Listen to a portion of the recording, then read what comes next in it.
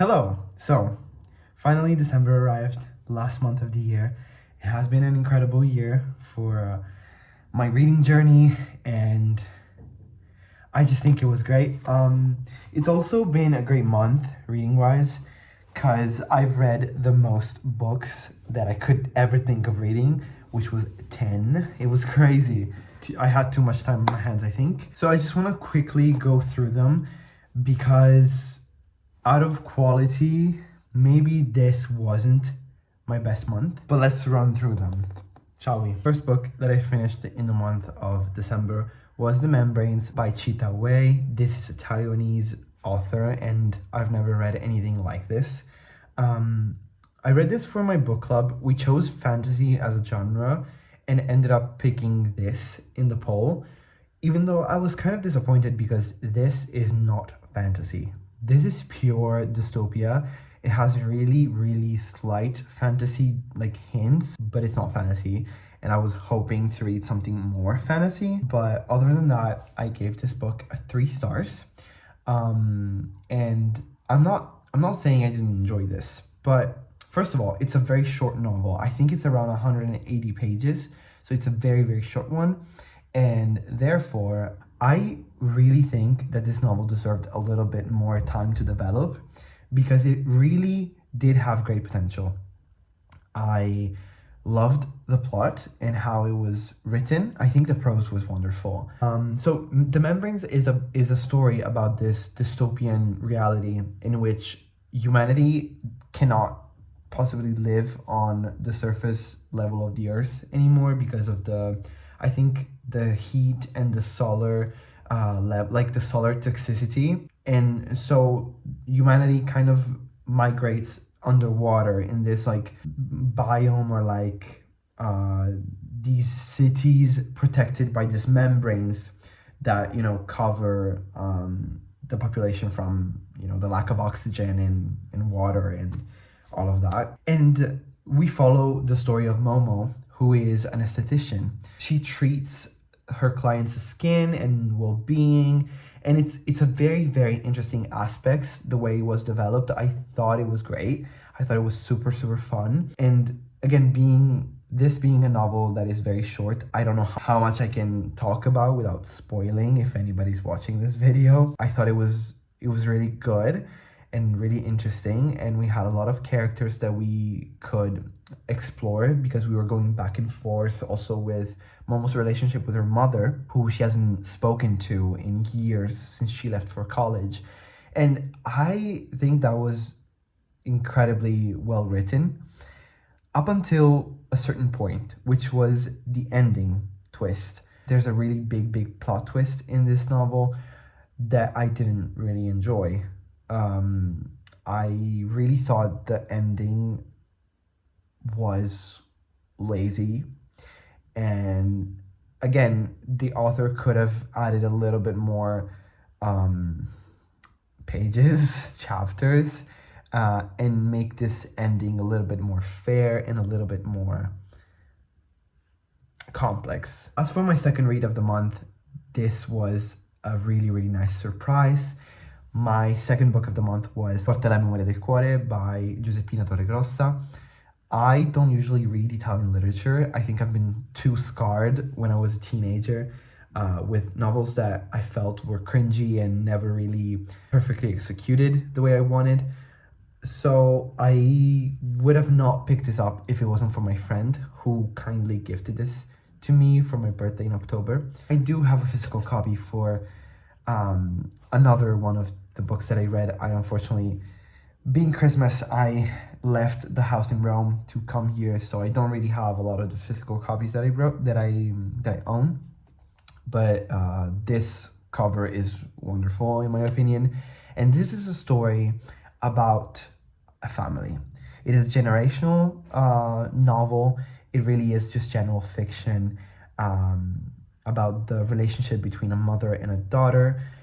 This really hit close to home, not exactly in the family dynamic exactly, but this story takes place in Sicily, in the deep south of Italy, where I'm from, and then it moves to Rome, where I'm currently living. So I just felt that was really, really special to read an experience that, like, I don't know, it feels very close to home, because there's a lot of dialect in this book that I really enjoyed, and there's a lot of just like traditional things that felt like home in some way.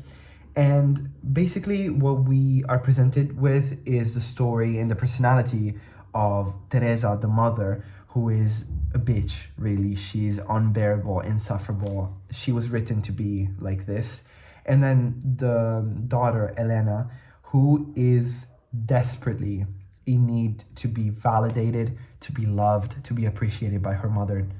Even though she is a bitch, she treats everybody like crap, and sometimes you don't even want this kind of person in your life, but it's still your mother, so you're still gonna fight for it.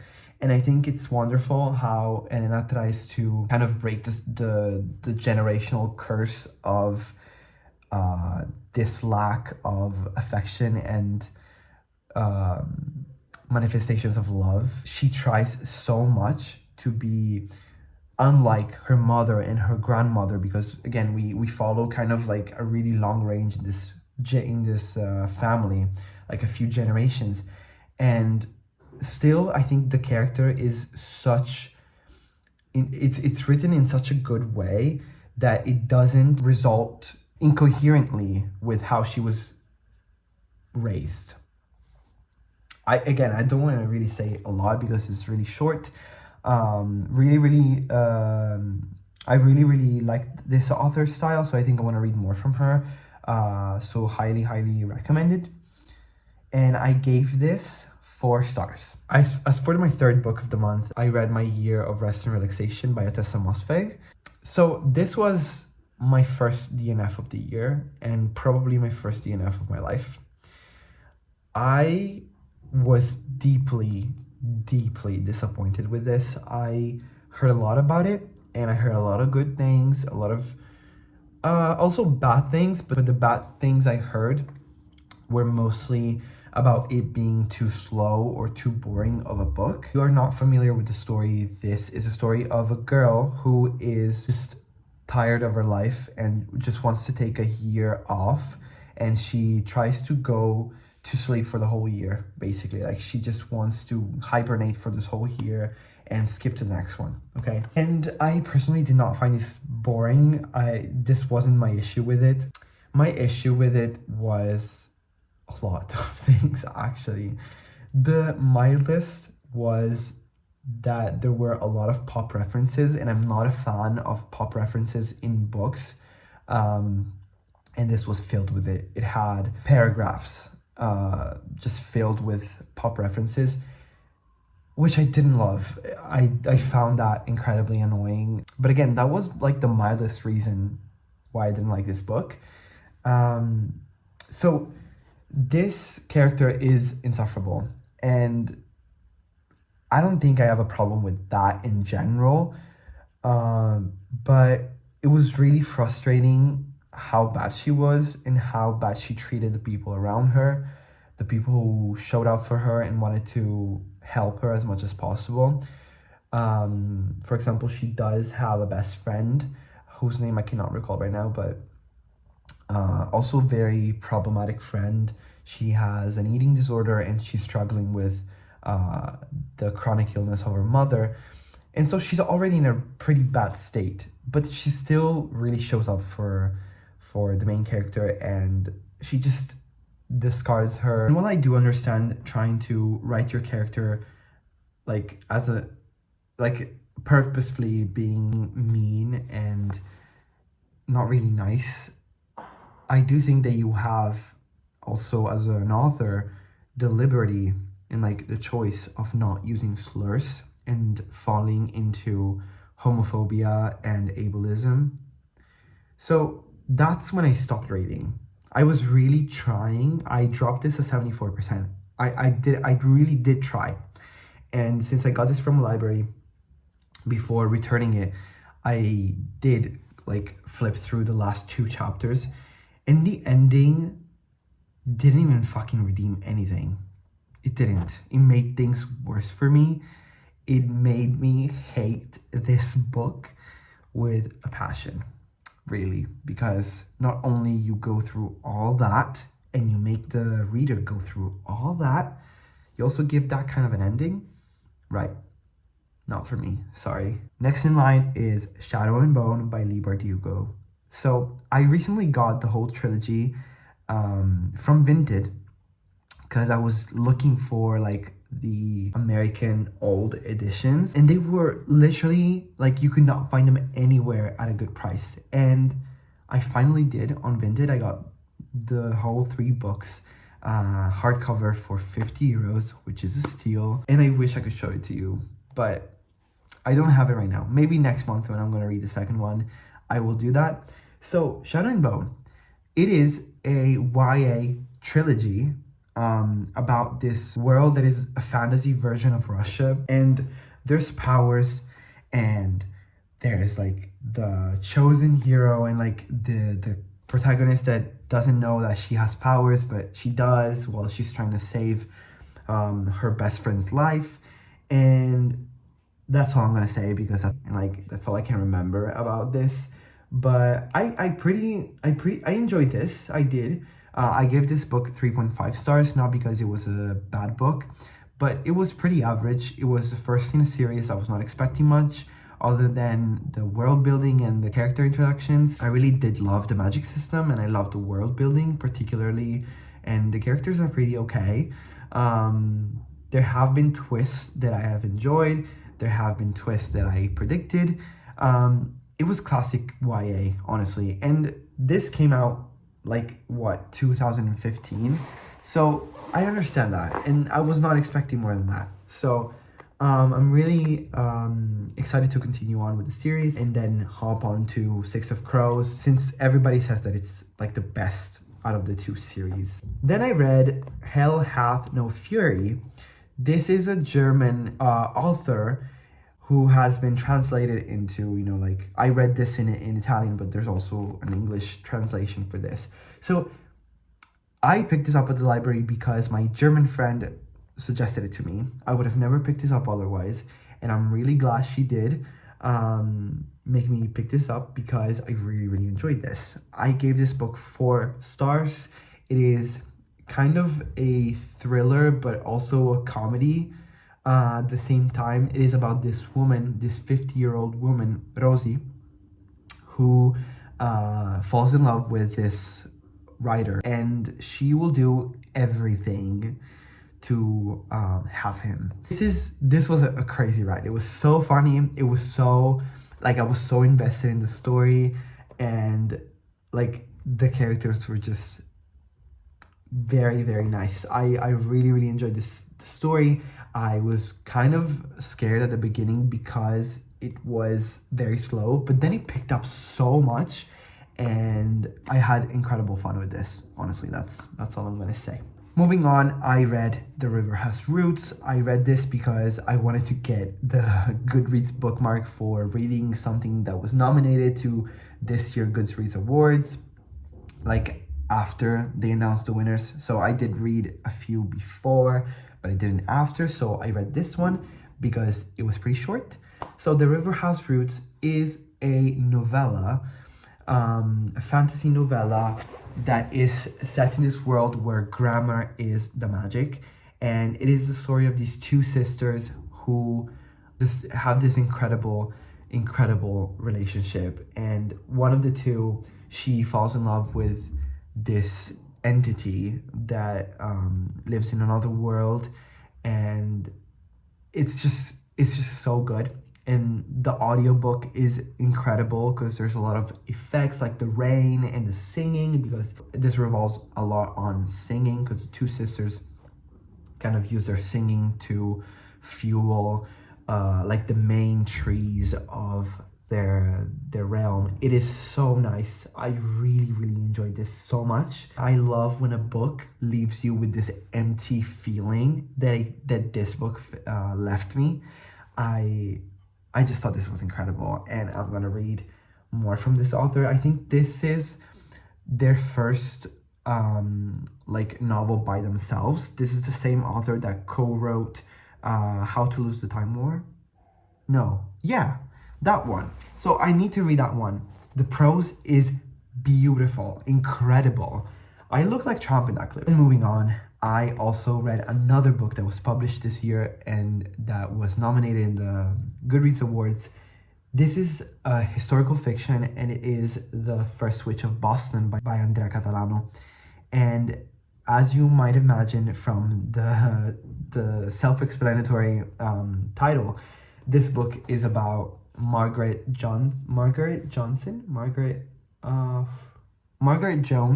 who was the first woman accused and executed for witchcraft in Massachusetts. This was incredible. I really enjoyed this. I gave this book 4.5 stars, which I was not expecting because a lot of the reviews were really negative, because there are some trigger warnings that you should go and read before. But personally, I think those aspects were treated in a way that were also really important for the character, and that could have not been written in any other way, because I didn't perceive this as too explicit necessarily, but again, this concerns the people that are actually affected by those trigger warnings, and so not necessarily me. I really enjoyed the second part best because it was focused on the trials. This was written also based on the diary entries of a few of the judges and people that were putting her on trial, and also her diary entries. So it was just beautiful. It was really beautiful. Then we get a book that I actually have here, which is In the Afterlife by Alexander Bracken. This is the third book in the Darkest Minds series. Again, this is a YA trilogy, and I read the second one in another one of the vlogs that I put on here, which was Never Fate, and I did not love this. I think I gave this a 3 stars rating, because as I was saying for the previous book, I do not particularly enjoy war strategies and just spying, and just a lot of this filled the book up, and the first 60% was also really slow paced. So I did not have a great experience with this. I kind of had to force myself to finish this, even though it did pick up at a certain point, especially because being the last in a trilogy, you are a little bit attached to the characters, so you do want to know where the story goes for them. But this was not a highlight for me of the month. In fact, the author did come out with a fourth book 2 years later after this was released, and I was hoping that this made me want to read it, but I don't think I'm picking it up anymore. The penultimate book that I finished this month was Game Changer by Rachel Reed. I too was influenced in the heated rivalry train wagon, I guess, but I want to do things right, so I want to read the books first, and it being a series, I started with this, which is the first book. It is a hockey romance about Kip and Scott. Scott is a hockey player, a very famous hockey player, that one day goes into a milkshake shop and falls in love with a cashier who's working there, who's Kip. And their story was nice, but I did not love the way that it was written, I guess. I gave this 2.75 stars because I don't particularly love the genre of romance in general, and this specifically was filled with smut. And not only that, which kind of made me want to skip a few of the chapters because nothing except for that was happening, but at the same time it is gay smut written by a straight woman, which I didn't really feel comfortable with that, not gonna lie. Yeah, I just didn't. I kind of wanted to fucking run away from that. But I am interested in reading the next book before watching the show, and then I'll make my mind if I want to continue on with the other 4 books in the series or not. Last one, we have Convalescence by Han Kang. This is a very short collection of 2 novellas. Really hard to explain. I think one of them is kind of a prequel to The Vegetarian by this author. And this is my first introduction to her. I love this. I was so confused, but in a way that makes you love the book rather than not like it. Like, this book left me with saying, what just happened? In the good way, which is the greatest thing that can happen in a book. The prose was amazing, and the story was so just heart-wrenching and heartwarming at the same time. I don't know how else to describe this. This was kindly lent to me by a friend of mine who just out of her heart gave me this to read because she also really enjoys Han Kang, and she wanted me to be introduced with her writing, and she really hooked me up with this. I am gonna I think my goal for next year is to read her whole backlog. So I think this worked. I gave this 4 stars, even though being novellas, it doesn't feel exactly right. It doesn't feel, I don't know, but still, that's all I can judge and that's all I can rate. So that's it. So this was it for this month and for this year, honestly. So I really am thankful for anybody who has watched this, and I'm thankful for myself finding the courage to post online about this and to have a little diary for myself, more than anything. So I will see you next year. Thank you.